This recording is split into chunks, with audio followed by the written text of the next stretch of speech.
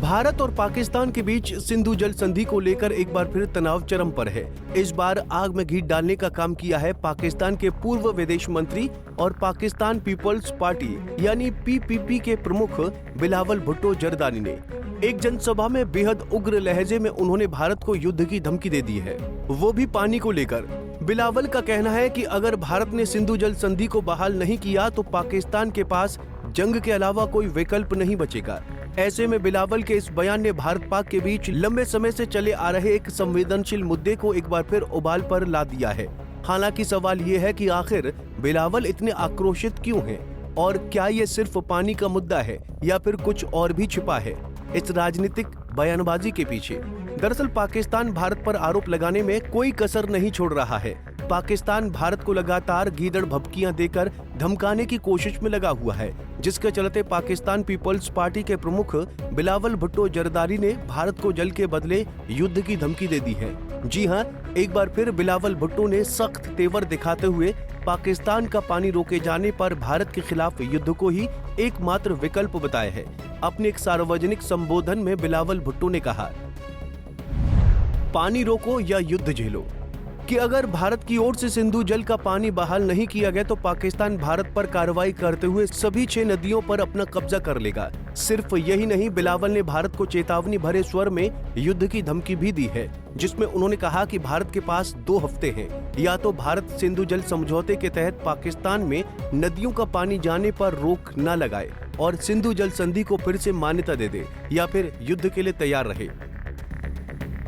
सिर्फ यही नहीं, बिलावल भुट्टो ने अपने बयान में अंतर्राष्ट्रीय समुदाय से हस्तक्षेप की भी मांग की। उन्होंने कहा कि यह पाकिस्तान के अस्तित्व का सवाल है और भारत की कार्रवाई को युद्ध की घोषणा माना जाएगा। हालांकि अब अंतर्राष्ट्रीय समर्थन भी पाकिस्तान से दूर होता नजर आ रहा है, क्योंकि दुनिया जान चुकी है कि आतंकवाद पर पाकिस्तान का दोहरा रवैया किसी भी क्षेत्रीय शांति के प्रयास को विफल कर सकता है। वहीं बिलावल भुट्टो का ये बयान तब आया है जब भारत के गृह मंत्री अमित शाह ने ये स्पष्ट कर दिया है कि भारत अब सिंधु जल समझौते को बहाल करने का इच्छुक नहीं है। अमित शाह ने कहा, अमित शाह का सख्त संदेश, भारत का पानी अब भारत के ही किसानों के काम आएगा। पाकिस्तान को अब मुफ्त की सप्लाई नहीं दी जाएगी। उन्होंने साफ कहा कि यह समझौता अब बहाल नहीं होगा और सिंधु, झेलम व चिनाब से बहकर जाने वाले भारत के पानी को अब भारत के राज्यों जैसे राजस्थान और पंजाब की ओर मोड़ा जाएगा।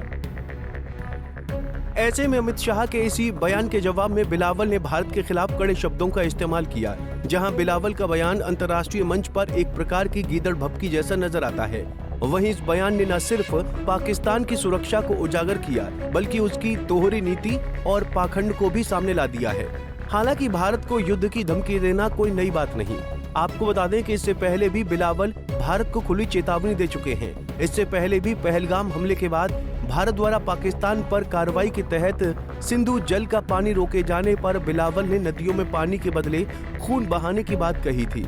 ऐसे में भारत की ओर से लिया गया ये निर्णय न केवल भारत की राष्ट्रीय सुरक्षा के दृष्टिकोण से लिया गया एक अहम फैसला है, बल्कि इसे वर्षों से हो रहे अन्याय को खत्म करने के प्रयास के रूप में भी देखा जा रहा है।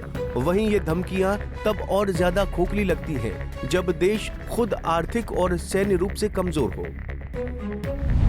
अंदरूनी राजनीति, भीतर बाहर निकल रहा गुस्सा।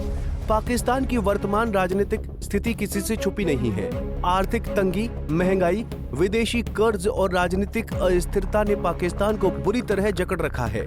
ऐसे में बिलावल जैसे नेता, जिनकी पार्टी अब उतनी ताकतवर नहीं रही, वो जनता का ध्यान भटकाने और अपनी राष्ट्रवादी छवि गढ़ने के लिए भारत विरोधी बयान देना सबसे आसान तरीका समझते हैं। बहरहाल अब पाकिस्तान को यह तय करना होगा कि क्या वो वाकई शांति चाहता है या फिर सिर्फ बयानबाजी के सहारे खुद को जिंदा रखना। Bureau report, Punjab Kesari TV. हमसे जुड़े रहने के लिए हमारे YouTube चैनल को सब्सक्राइब करें और नई वीडियो की नोटिफिकेशन के लिए बेल आइकॉन को दबाएं।